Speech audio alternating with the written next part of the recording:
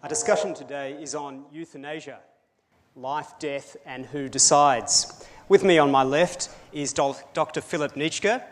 Philip really requires no introduction. He's the director of Exit Australia, or Exit International, I should say, and he is the public face of euthanasia in this country. To his left, Dr. Gerald Fogarty. Dr. Fogarty is a radiation oncologist, and he is the director of the Mater Radiotherapy Centre. And to his left is Al Stewart. Al is on the staff of the City Bible Forum. He has been a church pastor for many years, including serving 3 years as a bishop.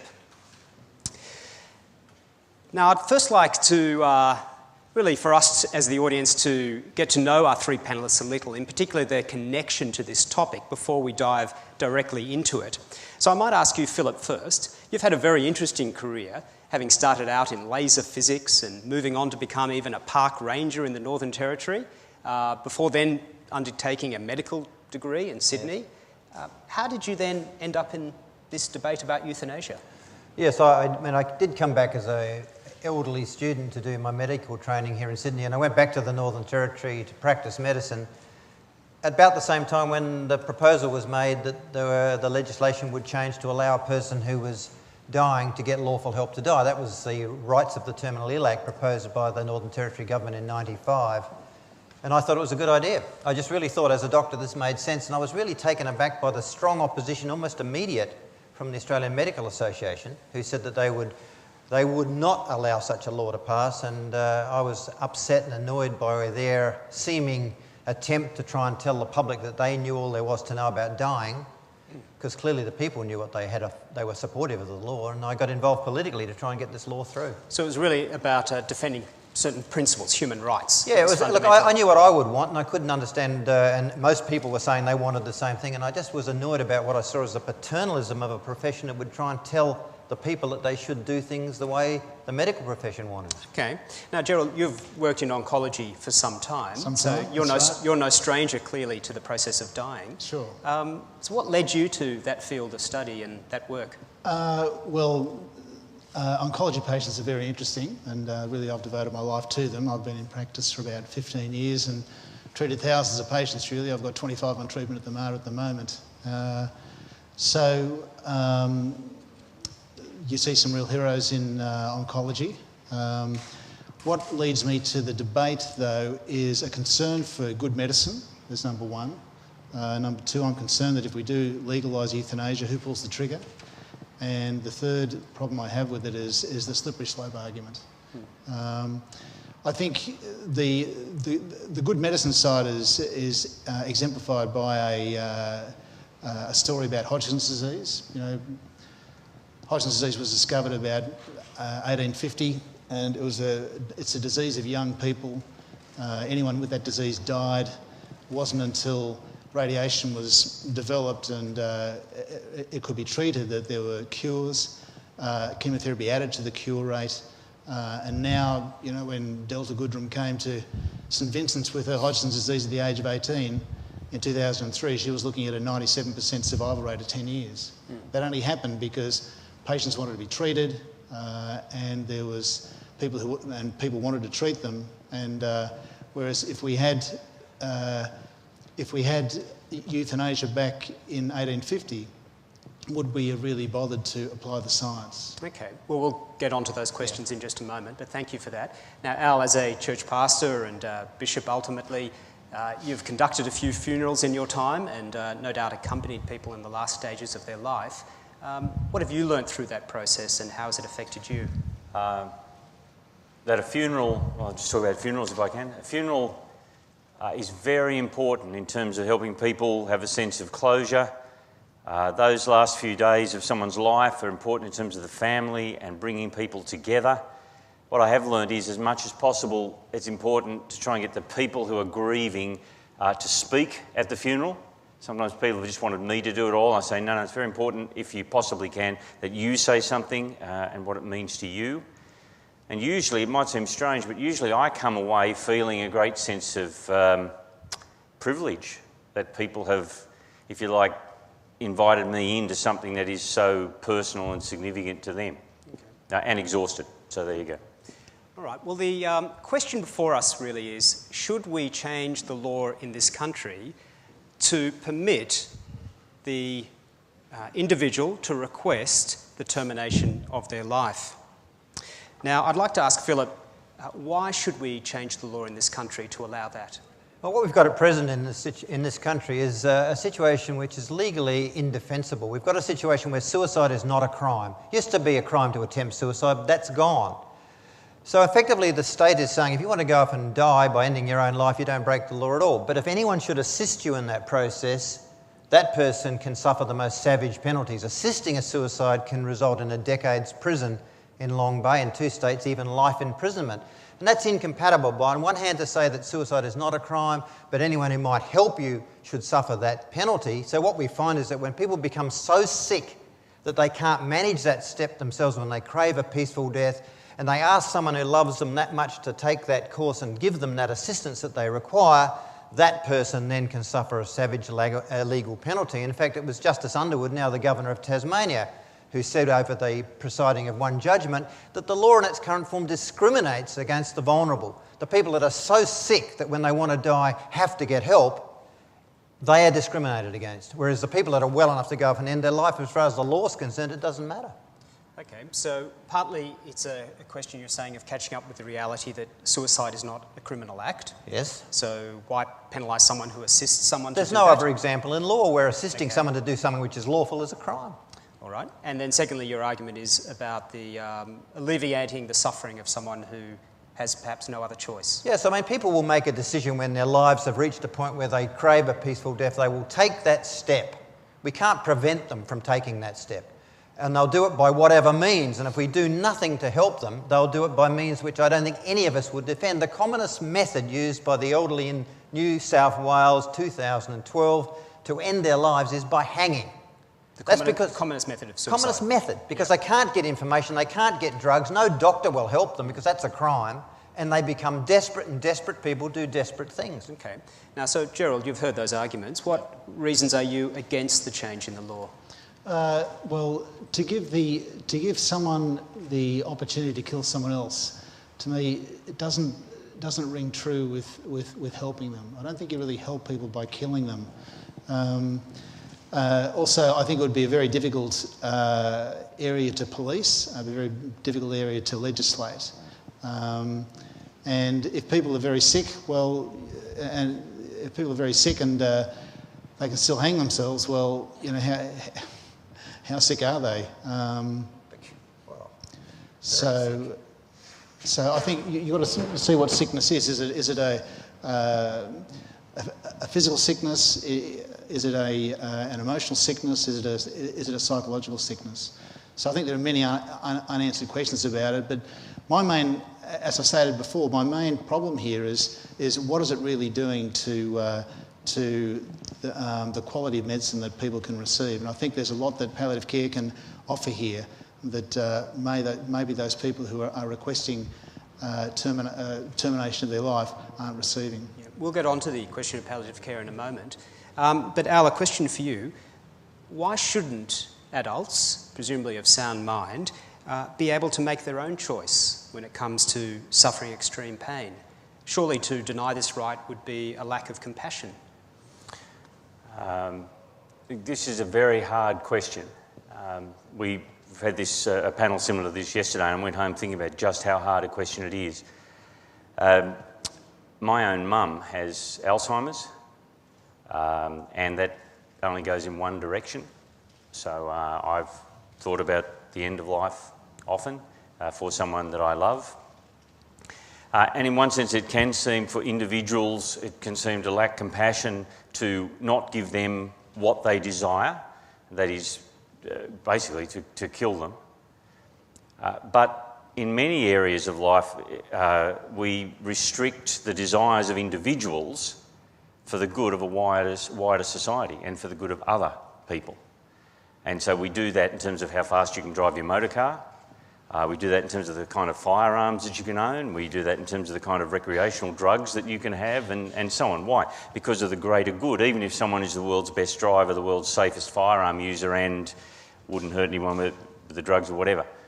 And I think the evidence shows that there is, if you like, the slippery slope, the expansion of euthanasia into the groups and people and so on who are defenceless or powerless in our society, and we need to restrict the rights of, or the desires of some, in order to look after those who are vulnerable.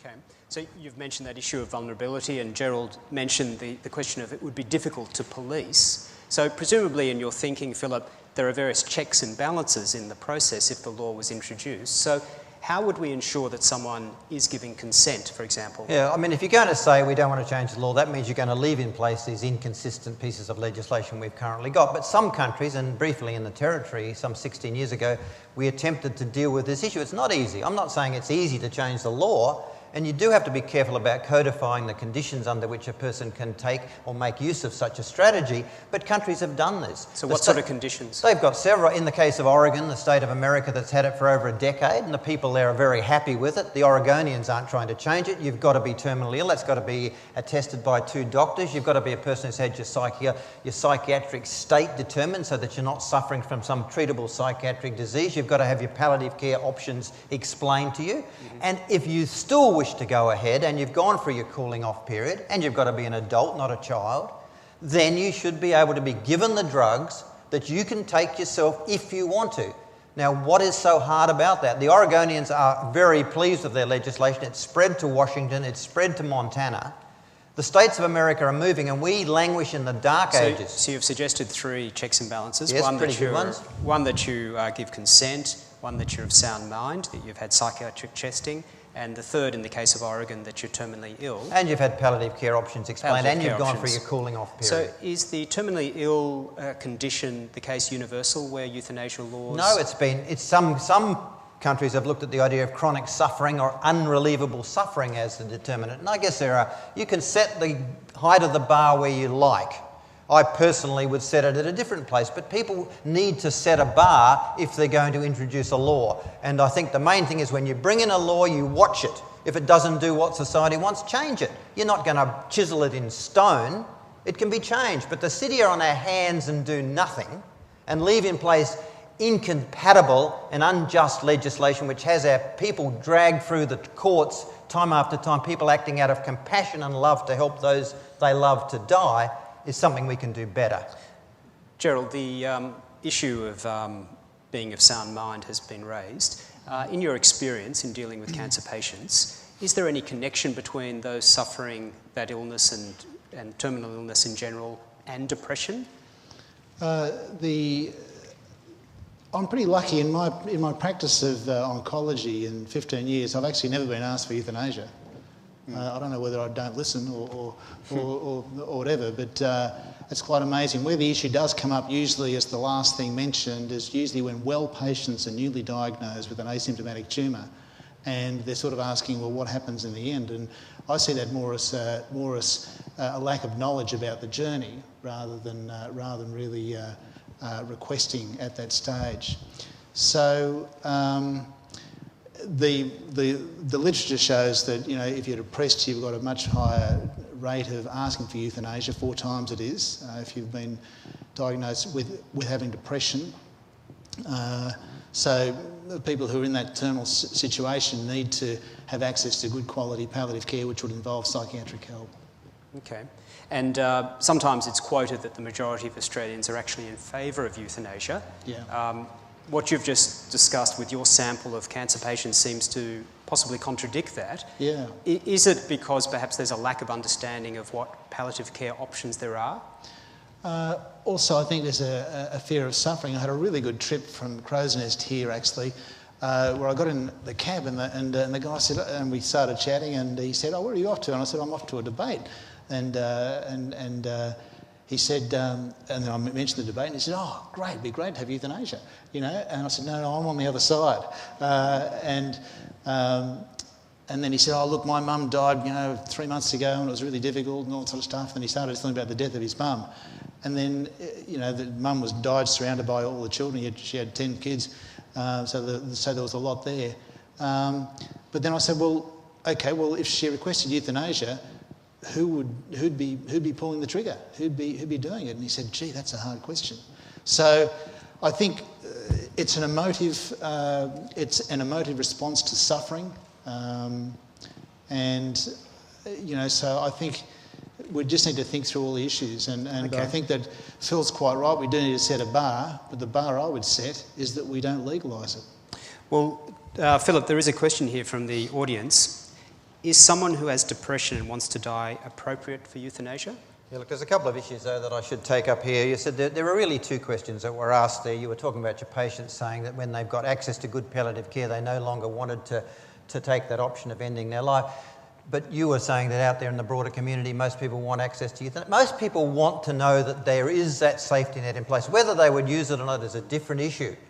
Lots of people want it, but not that many would take it. And as for this idea of pulling the trigger, you're the one who's talking about emotive issues. That is a very emotive term, pulling the trigger. We're not suggesting that people get a bullet through the brain for a peaceful death.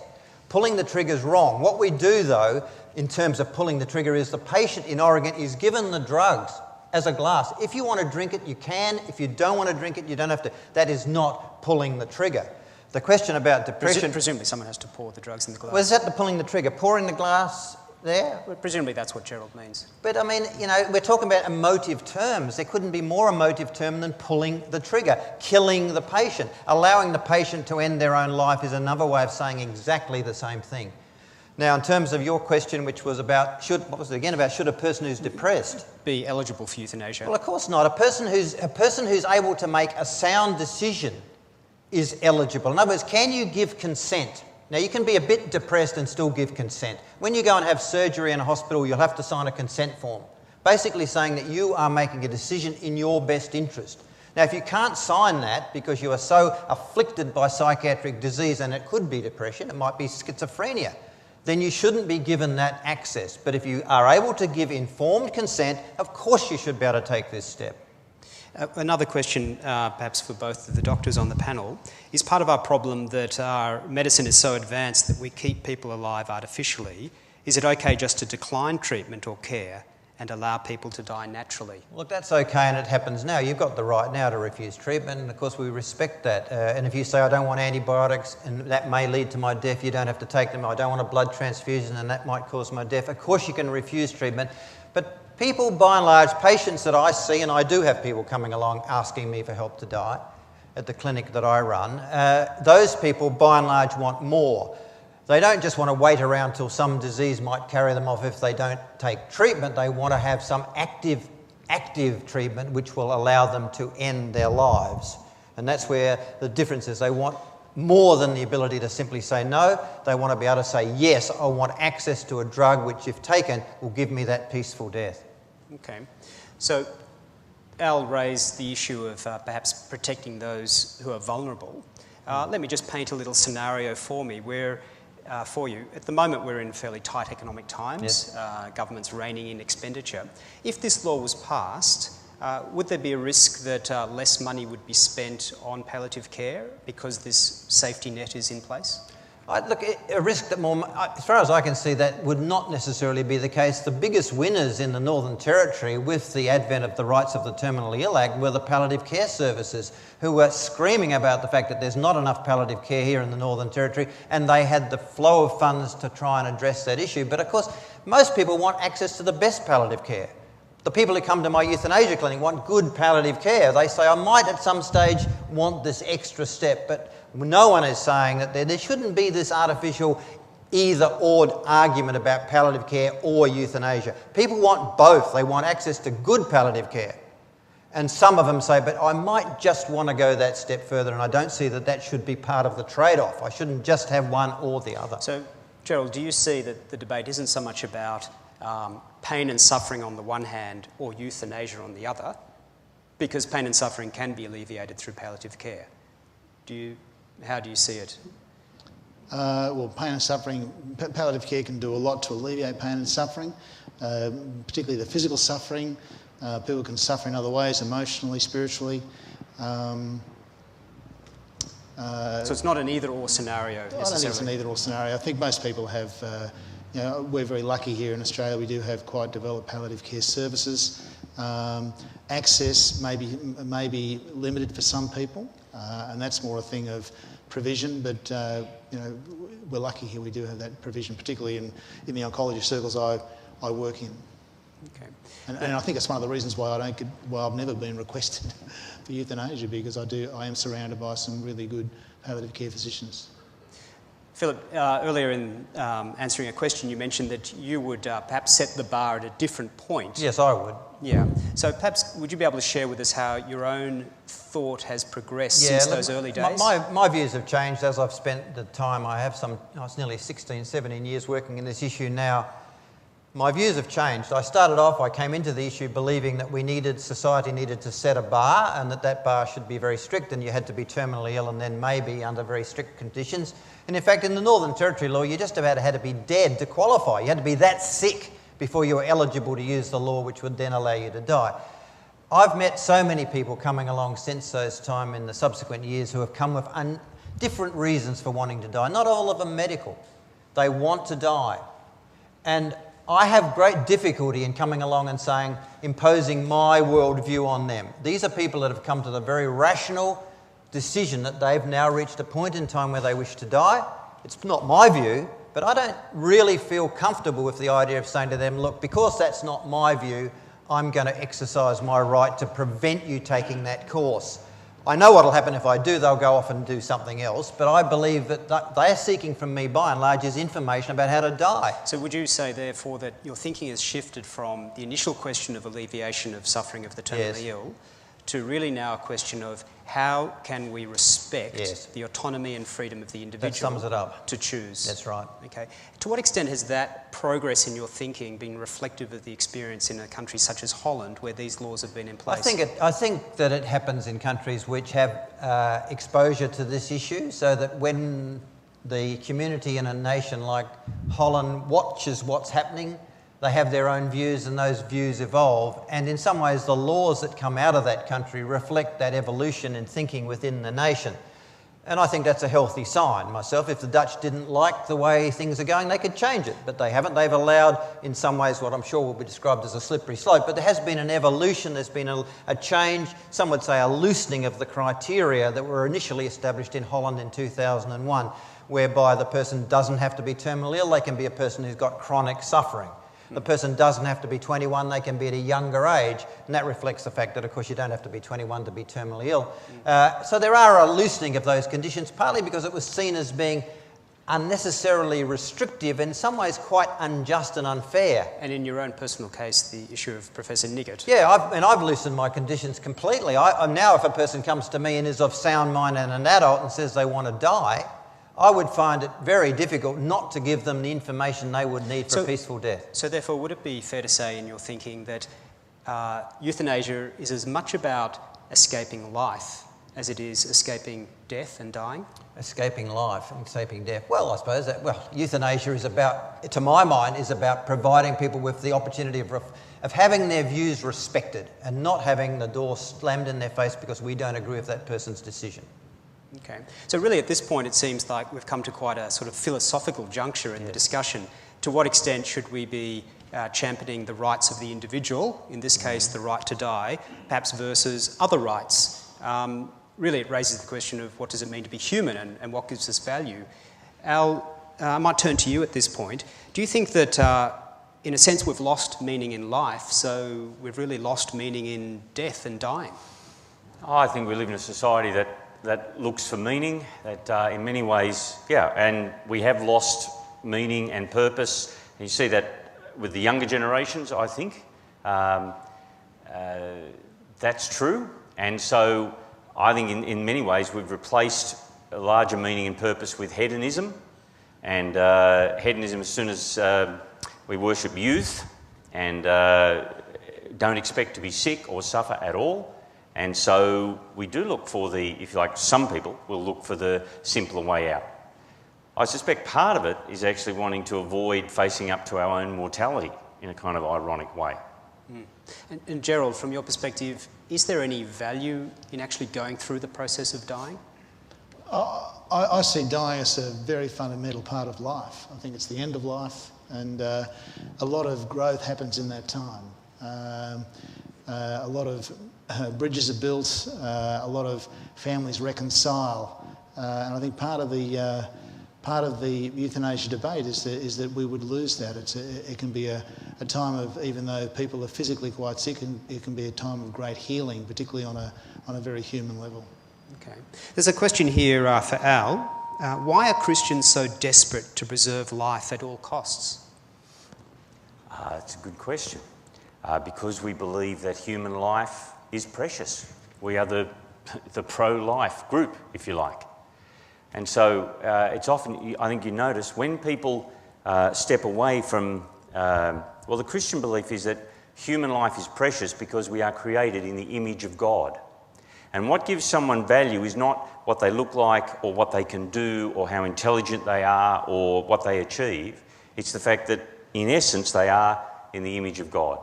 When you lose that, it's very easy to begin to develop what I think you'd call a culture of death.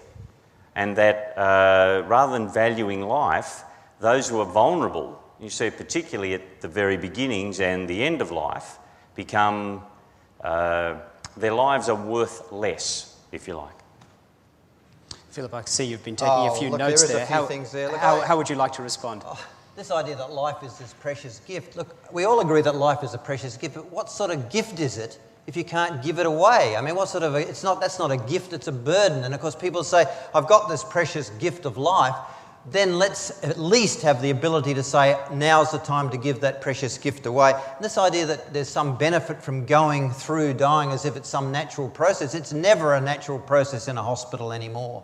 What you go through during that process of your palliative care and your final stages of your oncology treatment is not a natural process. And so the prolonging of that process, which is an inevitability with the success of some of the modern medical strategies, is not natural. So is there benefit from that? Well, maybe there is, but maybe there isn't. But the idea of forcing people down a path on the idea that they might achieve some sort of amazing benefit, I think is quite cruel. And if you ignore the patient's wishes that say, I don't want to do that, I want to die, so nope, you're going to have the treatment.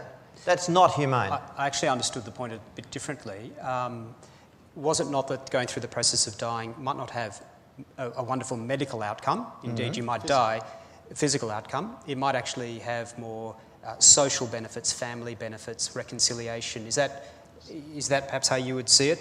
More spiritual benefits. It might, but it might not. And I mean, the idea that, and again, if we're going to say, well, we think you're going to go through, we're going to force you through that. I mean, why can't we respect some patients will say, look, I want every dollar spent on me to keep me alive for another 5 minutes. Let's respect it. And if they say, I don't, let's respect that.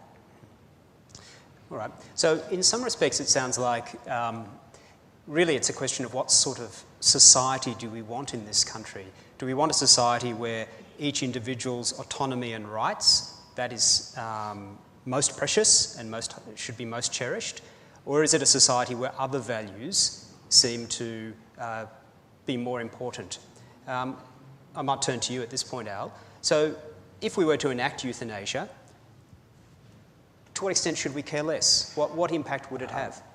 Dr. Nitschke is obviously passionate about this, and we do need to take if you like, the wishes of the individual seriously. But isn't it interesting that where the drive for this is coming from, here and overseas, are the very places that actually have good palliative care.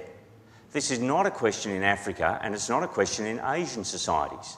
Now, where the palliative care probably, certainly in Africa, isn't as good. Why? Because the Western world, the world view that we're developing is all about individualism. We had this same panel, almost the same panel yesterday, and a Chinese lady came and spoke to me and said, you didn't understand, in the way I see the world as a Chinese person, we would never do this. Your family is so obligated to care for and look after and love you and care for you, and you are obligated back to them to love and respect and them. And so we're not just autonomous individuals, we actually are part of a group. We have a relationship with one another. You belong to part of a family in one way or another. You belong to a community, and even as a nation, we have responsibilities to one another.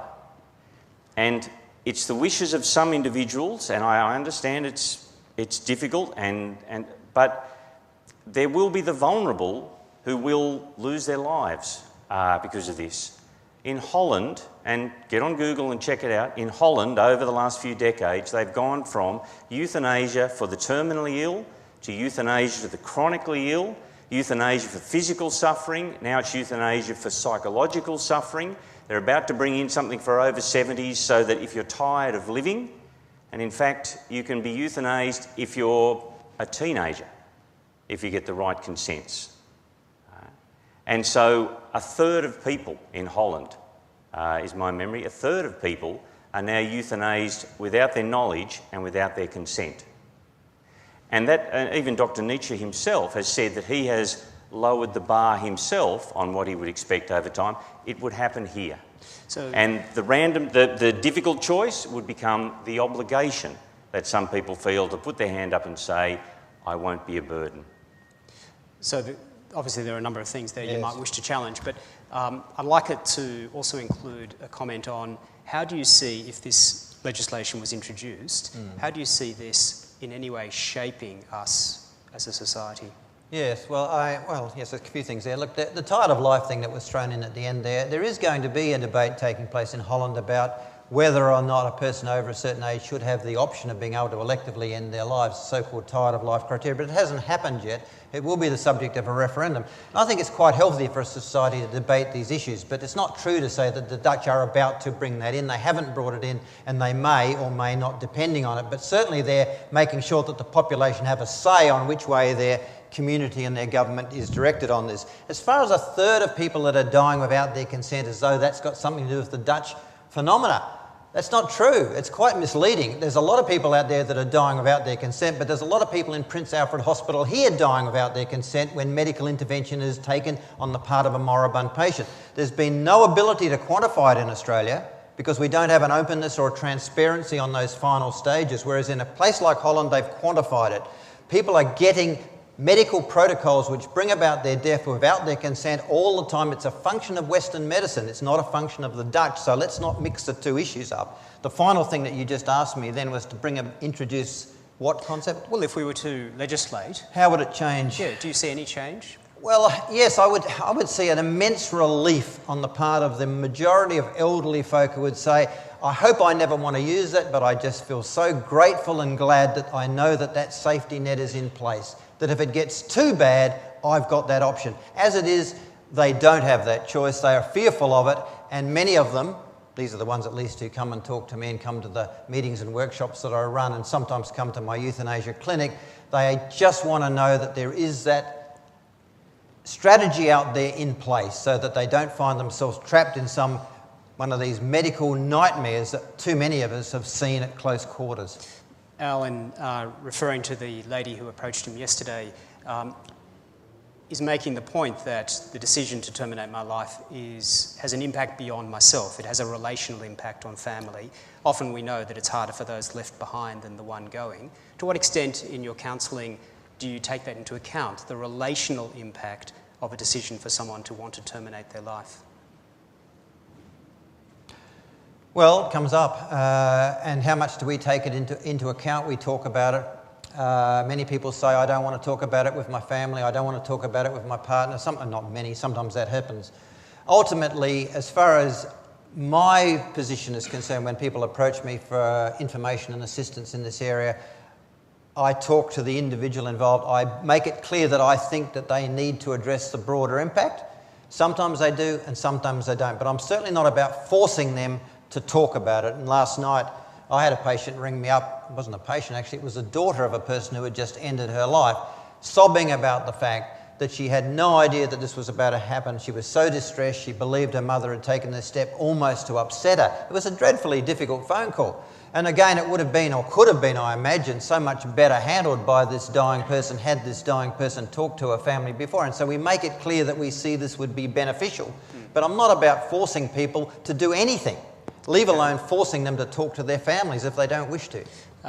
Gerald, Philip made the claim in response to the issue in Holland that, in fact, euthanasia without consent is happening all the time, even in our own hospitals. What would you say to that? I think euthanasia does happen without consent in Holland. I mean, there's a very good article here that which discusses all that and puts it into context what Al was saying. But I just find it hard to reconcile what Philip said before, in that you've got to consent to treatment, and yet people are dying from over-treatment. So I know that this is where you really need, smart, compassionate palliative care and oncologists who really know, when the time is right to pull out all treatment and to treat with what we'd call the palliative intent, rather than keep going for the days and survivals and all sort of stuff, which at the end of the day, in those times when people are incurable, it is about quality. So you're suggesting, therefore, that it's not a deliberate action on the part of a doctor? No. And Well, you're okay. I mean, no doctor's going to go around and say it's a deliberate act, because that's going to lead them to the decade in Long Bay. You can't go around killing patients and admitting to it. so you're saying it's happening, but just Well, no one you'd be a admits. stupid doctor to say that. Right. And I mean, I'm not going to go around saying I end people's lives in any way, because of the obvious legal ramification. But the fact that you can say things like that in Holland is to do with the openness and transparency of that nation as it deals with this issue. What we haven't got in Australia is the same transparency. And so trying to get quantification of numbers about how many doctors are giving a bit more of this and a bit more of that, when the patient's family says with a nod and a wink, can't you do something about what my mother's going through, the moribund mother who's been there for days, and the doctor sort of nods and understands, and suddenly the patient dies. Everyone's got stories like that. Now, that was a deliberate act that ended the patient's life, but no one's going to be able to quantify it. Okay. So there's a question here from the audience. If, assuming the law was enacted, what imposition might that put on doctors? Well, I think it would, in some ways, it would bring about a transparency and an openness which the medical profession doesn't have at present. Doctors would know that there was a way, there was a protocol, there was an approach that had to be followed. Currently, it's a jungle out there. Doctors can do what they can get away with. Now, the good thing about legislation is it imposes guidelines. It allows the monitoring of the process. There will be strong follow-up to see who's used the law, who hasn't, did they satisfy the criteria, didn't they? And I would say that sort of transparency is immensely beneficial for society. It seems like a lot of your statements could appear to be somewhat anecdotal.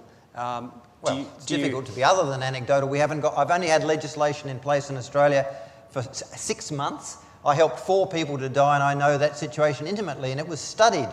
But it's not a very big, a big sample. Sorry, my comment was with respect to the claim that it's a jungle out there for doctors. Oh, okay, all right. Do you see it that way, Gerald? And also, could you comment on the question of how do you see the doctor-patient relationship perhaps changing if this legislation was introduced? I'm very lucky in that being a consultant, you see people through the whole journey. So they come to you with their cancer, you try to cure it, some of them don't. Some of them get progressive disease, they die. So you've got a wonderful opportunity to develop a rapport. And then rapport is really all about trust. And usually not just with the patient, but with the whole family and the network. So it doesn't really, that's why I've never been asked for euthanasia, but when people realise that you're there for them, you're there to see them through the whole journey to their natural death, they follow along that way. So just getting back to the doctor-patient relationship. Yeah, so one thing I'm a bit concerned about is that I would find it difficult to, like, if a patient said, well, look, I've decided that, that now I want to end my life, I would find as though I'd been imposed on myself. I didn't get into medicine in order to kill people.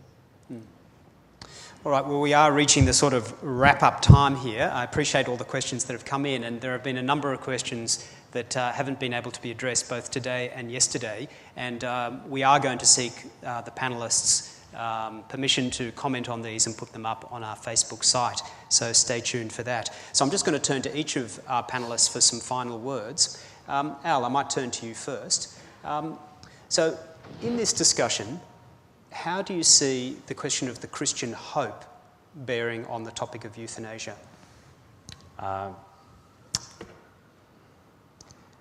Death is always a tragedy. What is interesting is that the New Testament is written into a world where death was not just common, like it's common now, it's 100% if you take your time, right? Death was not just common, but in your face, and everyone had relatives die at home and so on. And into this world where death was everywhere, the Apostle Paul talks about the fact that Christians do not grieve as those who have no hope.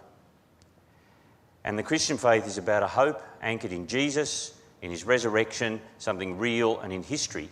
You began by asking me about funerals. The fundamental thing that I notice over the years of taking funerals is that those who have a real faith in Jesus die in a totally different way to people who don't. Okay. Now, Gerald, as a oncologist, what is your hope for the future in this debate? My hope is that things stay as they are. I think we need to protect the vulnerable. I also think that there will be a fundamental plank in medicine removed if we allow euthanasia. And Philip, the last word, what is your hope? Look, I hope that we have the courage as a society to address this issue. And as far as this concern over the perhaps damage to the medical profession, nothing is more damaging to the medical profession than its current refusal to accept the fact that people do want this option. The fact that you haven't been asked is interesting because I get asked all the time by patients who have said, I didn't talk to my doctor because I know what they would say. I've come to a person, or I've come to a place, or I've come to talk to people who will understand what I want. So it's happening that people want these changes to take place, and to simply sit here and say we don't want to go there, and effectively railing like some latter-day King Canute trying to keep the tide out. This is an inevitable change in society because we are confronted with Western medicine. It's a part of Western medicine. We can keep people alive, and people are going to say, I've had enough and I want the option to die. So we're going to have to engage with this issue. So let's get on with it and engage with it. What's needed, of course, is some courageous politicians to stand up and actually bring about a debate on this issue, and let's see change rather than leaving this status quo which is simply not working. Would you please join me in thanking our three panellists?